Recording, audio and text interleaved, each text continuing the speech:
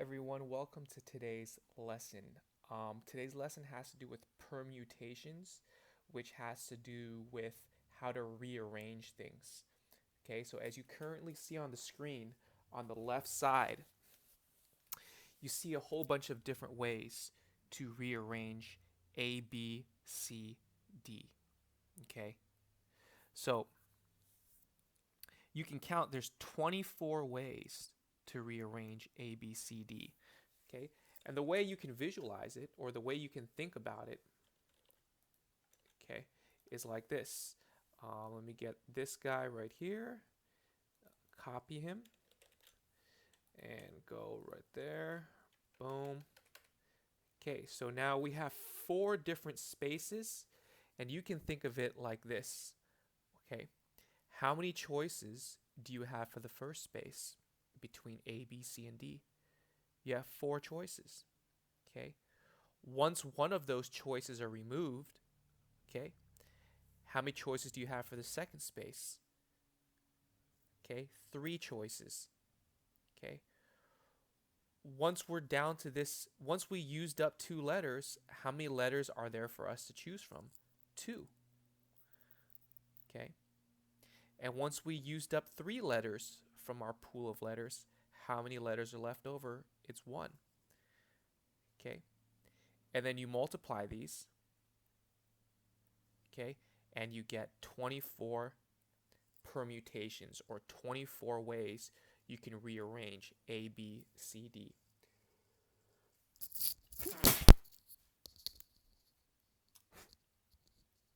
Excuse me. Sorry. Now, let's pretend you have, well,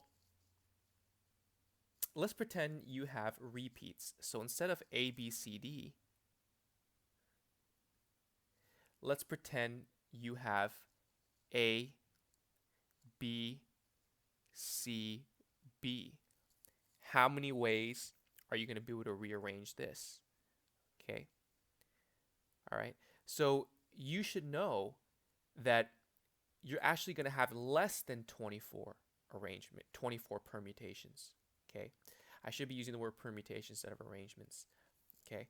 You're going to have less than 24 arrangements, because if you switch up these B's, okay, if you switch them up, you are not going to have a unique permutation. Whereas if you switch up B and D, you will have a unique permutation. Okay, you will have a unique permutation. Okay, so the less amount of unique permutations created by the blue means the less total permutations you have. So in this case, it will be less than 24. What will it be exactly? We'll find out in a bit.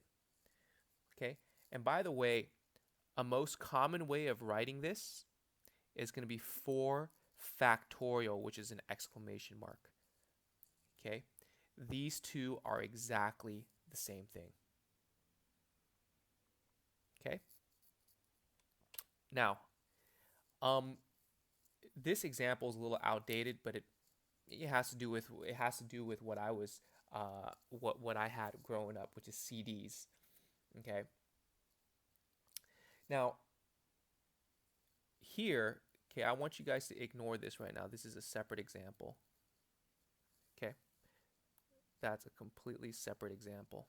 Now, find the number of ways to listen to 5 different CDs from a selection of 15 CDs. Okay, so you have 15 CDs that are all different CDs. They should have said they're all different CDs. Okay, so how many ways can you listen to 5 different CDs when you have a pool of 15 CDs? Okay, so here, okay, with that 5, I created 5 slots. Okay. Now, how many choices do you have, okay, in the first slot? The answer is 15. Okay. After you took away 1 CD from the pool of 15, how many choices do you have for the second slot? Okay, 14. after you took away 2 CDs from the pool of 15, how many do you have left over? The answer is 13. And you keep on going down, and you get this. Okay? And by the way you find this on the way you well, you can just put this in your calculator the way it is right here. Okay. All right, and 15 times 14 times 13 times 12 times 11 is going to equal to 360. 360. All right. Now, what you're going to see, this is the easiest way of doing it. What you're going to sometimes see, actually you're going to see this quite often, is a more complex way of doing the same exact thing. Okay, I actually like the way that I taught you, but you have to be familiar with this more complex way of doing the same thing. Okay, it's this. Okay, so first of all, the first thing I want you to notice is that no matter what, whether you do this more complex way or my way, it's exactly the same thing. Okay. All right. So the way they do it here is, okay, I'll do it to the right here. The way they do it is you have a pool of 15. Okay. And you want to take 5 different CDs, okay, from the pool of 15. So you do 15 minus 5 because you're taking 5 away from that 15. Okay. And then they basically expanded the top. Okay. Okay, they expanded the top. 15 minus 5 is 10. Okay, they expanded the top. And you can, honestly, you can write it all the way to 1. 11 times 10, 9, 8, 7, 6, 5, 4, 3, 2, 1. You can expand this to 10, 9, 8, 7, 6, 5, 4, 3, 2, 1. And you will see that the 10 all the way to the 1s cancel here and here. And you're left with 15 times 15 all the way down to 11, which gives you 360, 360. Okay? So if this was 6, this would change to 6. Okay? And if this were 7 CDs you're taking, this would be 7. Okay? All right. Now, let's take a look at this example right over here. Okay? Now, let's pretend you have 11 colored flowers in the line, and they were all, okay, let's ignore this. Okay, let's say you have 11 colored flowers in a line. I'm going to make this problem way easier, and you are trying to see how many ways can you arrange those how many arrangements, how many permutations can you make with 11 colored flowers. Okay, so let's pretend each letter constitutes a color. Okay, each letter constitutes a color. So P is purple, Q, I don't know whatever color that is. I don't even know if there is a color that starts with Q. Okay, R is red, S, I don't know. Okay, and all the way down. Okay, just pretend each letter is a unique color. Okay, well then it's very easy. Then all you do in this case is 11 times 10 times 9 times 8. Okay. All right. However, going back to the, and so on and so forth, all the way to 1. Okay, that's if you have 7 unique colors. Okay, that's if you have 7 unique colors. But in this case, okay, in this case, let me pull this up here. In this particular case, you do not have 7 unique colors. Okay, in this case right here, let me copy and paste this.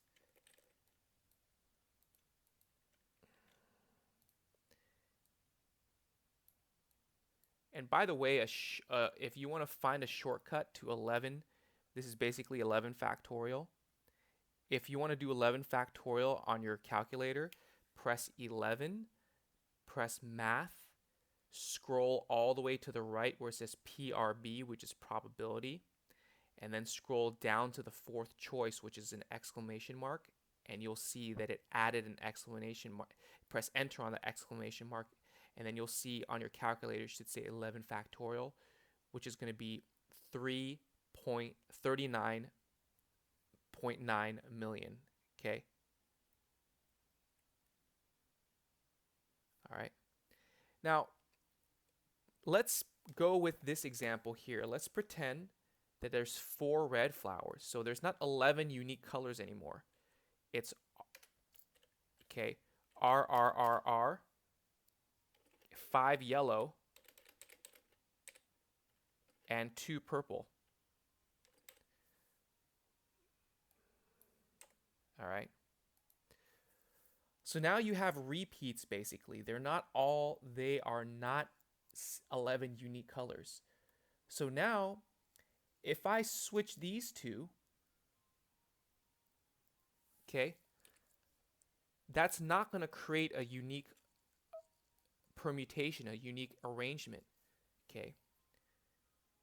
Same goes if I switch the P's. It's still going to keep the same arrangement. Okay, the same permutation. Okay. So ultimately, I'm going to get something less than 39.9 million. Okay, I'm going to get something far less than 39.9 million. Okay, because again, switching some of these letters around does not give you unique permutations, unique arrangements. So you're going to get less arrangement, less permutations. Okay, and how much less? Well, you do, check this out. Let me throw in some highlights here. Okay, first of all, this is your total.